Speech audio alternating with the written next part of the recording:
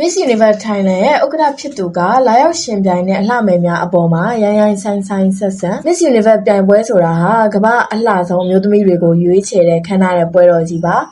အလှအပပြိုင်ပွဲတဲ့အာဏာအားပြိုင်မှုနဲ့စီးပွားရေးဆိုင်ရာစစ်ပွဲတစ်ခုအဖြစ်နဲ့ပို့ပြီးတော့တူနေပါတယ်ပြိုင်ပွဲမစခင်ကတည်းကကိုပင်ပြဿနာတွေကနိုဝင်ဘာလအစောပိုင်းထဲမှာစတင်ခဲ့ပြီးတော့ပြိုင်ပွဲရဲ့ဂုဏ်သိက္ခာကိုပါထိခိုက်စေခဲ့ပါတယ်ဒီပြဿနာရဲ့မီးစာဟာ Miss Universe Thailand ရဲ့ဥက္ကဋ္ဌဖြစ်သူနဝက်ရဲ့စကားလုံးတွေကနေစတင်ခဲ့တာပါနိုဝင်ဘာလ4ရက်နေ့မှာကျင်းပတဲ့ဆာရှင်း ceremony မှာနဝက်ဟာ Miss Mexico ကိုယ်စားလှယ်ကိုလူအများရှေ့မှာရိုင်းဆိုင်စွာပြောဆိုခဲ့တာပါဒီပြဿနာဟာ Miss Mexico တဦးရဲ့ပေါ်စော်ကားမှုတစ်သက်မဟုတ်ပါဘူး။ဒါဟာ Asian နဝက်နဲ့ Miss Universe Organization တို့အကြားကအနာအပြိုင်မှုလို့သုံးသပ်နိုင်ပါတယ်။ထိုင်းနိုင်ငံမှာတရားမဝင်တဲ့ online casino တစ်ခုကို MUO က official sponsor အဖြစ်လက်ခံခဲ့လို့ထိုင်းရဲတွေဟာပြိုင်ပွဲဝင်တဲ့ကိုယ်ရဲ့ဟိုတယ်ကိုလာရောက်စစ်ဆေးခဲ့ရပါတယ်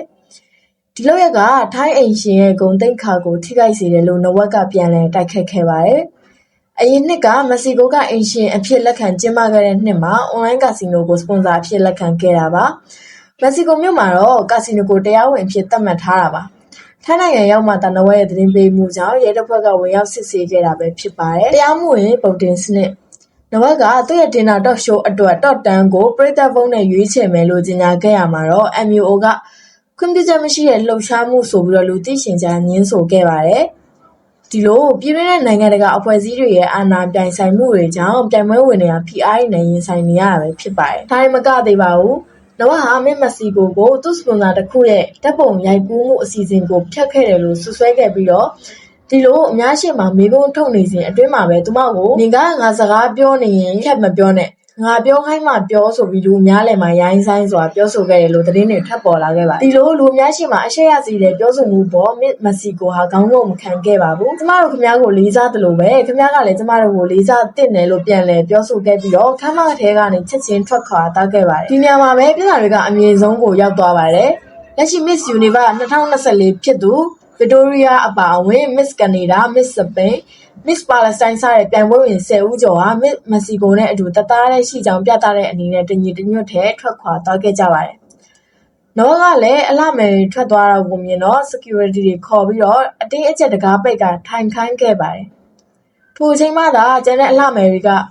ကျမတို့ဒီຢာတွေကိုပြန်ညှိနှိုင်းလို့ရပါသေးတယ်။ထွက်သွားတဲ့အလှမယ်တွေကိုပြန်ခေါ်လိုက်ပါမယ်ဆိုပြီးတော့ညှိနှိုင်းခဲ့ရလို့လည်းသိရပါတယ်။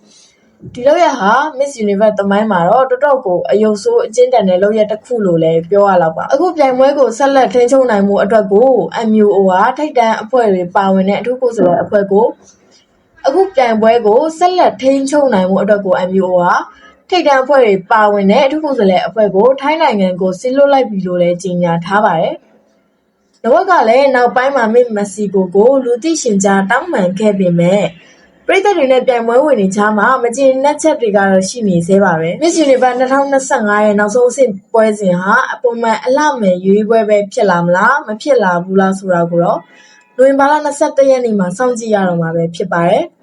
နောက်ထပ်လည်းဒီလိုစိတ်ဝင်စားဖို့ကောင်းတဲ့သတင်းတွေကိုဆက်လက်တင်ဆက်ပေးသွားမှာမို့လို့စောင့်မျှော်အားပေးကြပါအောင်ရှင်ဒီနေ့တော့ဒီလောက်နဲ့ပဲတင်ဆက်ပါမယ် Stop.